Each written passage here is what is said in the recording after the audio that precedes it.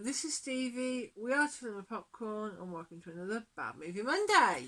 So, you have 20 seconds to comply as we go back to 1993 or 1994 in the UK and look at RoboCop 3. It's got a runtime of 1 hour 44, directed by Fred Decker.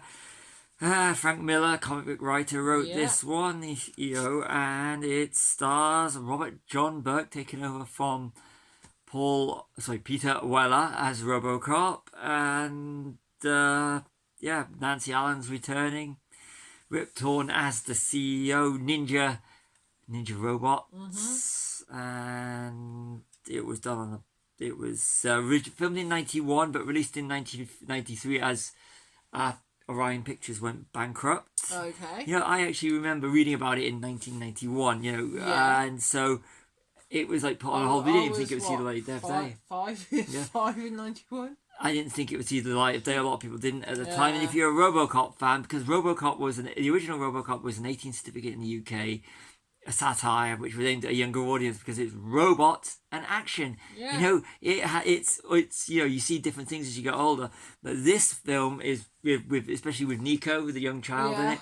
It's definitely aimed at a children's audience because you can look at the progression. I'm going to go on a little bit of a tangent. But it's a certificate 15. Yeah, but if you look at RoboCop, goes from being 18, which was an adult film but had appealed to kids, to RoboCop 2, which was more of they still had the gore and the horror, but it was still aimed at a younger audience and an adult audience. They were trying to figure out what the audience was because VHS was the king. Yeah. So a lot of people like me, I saw RoboCop on video and actually saw RoboCop 2 and 3. I even saw RoboCop 3 in the cinema. But going back to it, going back to RoboCop, it was done on a $22 million budget and it only grossed worldwide $10 million. So I figured that's enough of it. So what did you actually think of it? Should we do notes first, or what I think? What did you think? It was boring. Yeah, it was boring. Yeah, we'll come into that in a bit. So I enjoyed it when I first saw it in the cinema. I mean, it was enjoyable, but it's one of those ones that you can be doing something else and just have it on background noise. The thing, I read the RoboCop comic books in the early 90s, so I was a big RoboCop fan after the first one. Okay. So over to you. So to the notes then. So you've still got media break, giving us the exposition. So to let you know where we are in the storyline. It's still not it's lost the whole satire from the first two. And they're not in it as much, are they? No, because Casey Wong, the girl's not in it. I've got the character's name. Go back and if you know your history, you know what the rehab units are. Yeah, I really don't want to do it. Because there's certain words you can't use on YouTube, and anything, but they are definitely not good. No, so it's kind of like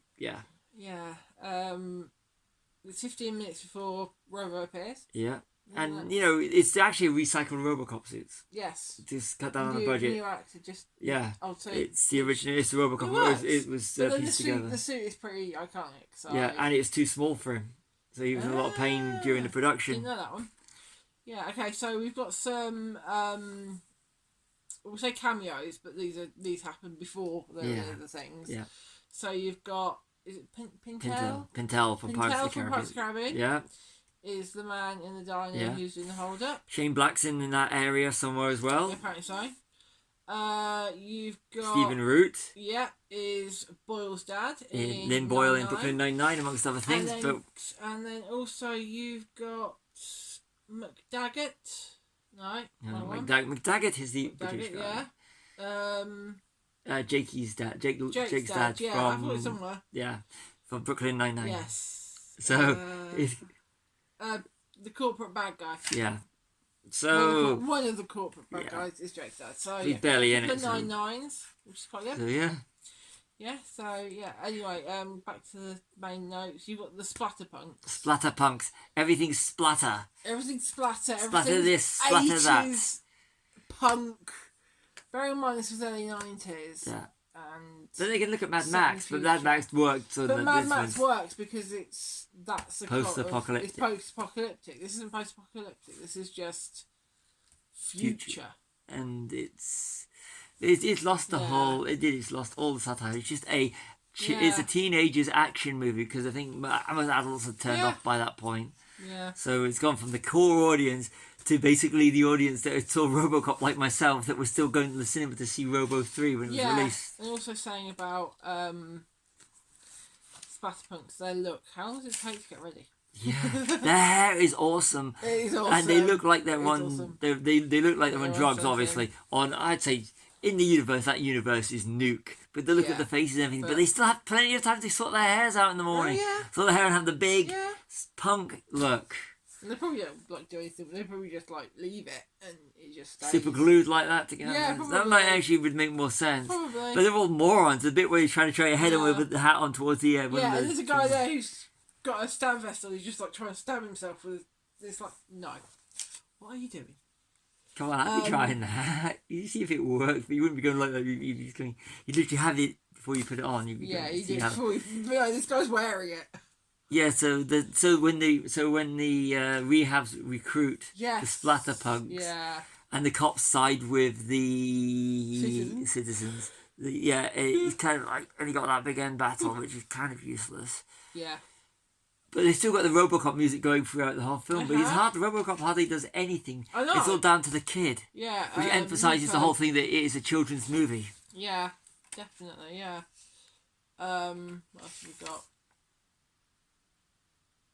Lewis dying. Lewis's dying words. Get them for me. And then Nancy Allen getting written out pretty early on into the show, into the movie. Then someone else says, get them or something like that. Get it for me or something, and that brings back memories. Yeah, really bad writing. Very Really bad writing. Yeah. So, where are we? We were actually concentrating on other things, so we have to rely on our notes because this is that boring. You were looking up whatever you were doing on your phone, and I was actually looking up to see what the cast had done that's even better. I was playing games. Says a lot about this movie when we admit this, and we're just looking up, seeing what's on the screen. Yes, I found what we got to. Yeah, RoboCop always gets turned into the bad guy by OCP. He goes against OCP in every movie. Yeah. And in every movie, there's always a scene in an industrial area to make it look like this is the future. This is in the industrial area. He does it in all three movies. It's so predictable by this point. And it's just there just to make everything look old and run down. There's no real need for it. And then you've got the high tech Robo Ninja guy. Yeah, that It's a bit predictable that he was going to be. And there's like three of them, and the ending where they decapitate each other with the katanas. It's all that was going through my head was in the end there can be only one. Yeah. Yes. Highlander. Indeed. Yes. I would rather have been watching any of the Highlanders. Even Highlander 2. Check out The Quickening was a better movie than this. Mm-hmm. Check out that bad movie Monday on it. Yeah, there was definitely some bad CG going on. Not CG, blue screen. Blue screen, especially at the end where the flight suit. It was too early for CG, really. I mean, 93. It was 93, so it'd be 91. It was the early CG, but it was mainly blue screen. Yeah. The flying was definitely a bit sus. That was terrible. Then again, they've been looking at this. The studio had gone bankrupt between 91 when it was filmed and 93 and it was released. And it was a low budget movie. It was helping bankrupt the studio, Orion Pictures. Yeah. True. It's kind of, it's a bit like, it's like a bit like Canon, what they did. Yeah.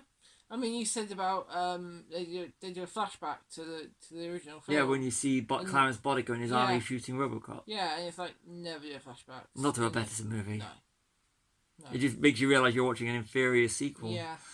Oh, 1 hour 4 minutes in, He's So Strange by the Go-Go's. Yeah. 80s pop, not big in this country, in the UK, but big in America. Nothing says futuristic. It actually works. The song works. It works, though. It does work. I don't know it that well, so... I used to, at that period of time, I was in my height of being a Go-Go's Belinda Carlisle, Jane Wiedlin fan. So it was kind of hearing that on the big screen and sitting in the cinema going, this is good. This is good. He's So Strange by the Go-Go's. But in the UK, the Go-Go's were never that big. Belinda Carlisle was. Yeah. But not the Go-Go's. I'd never heard of them until I met you. So. Is Nico the real hero? Yes.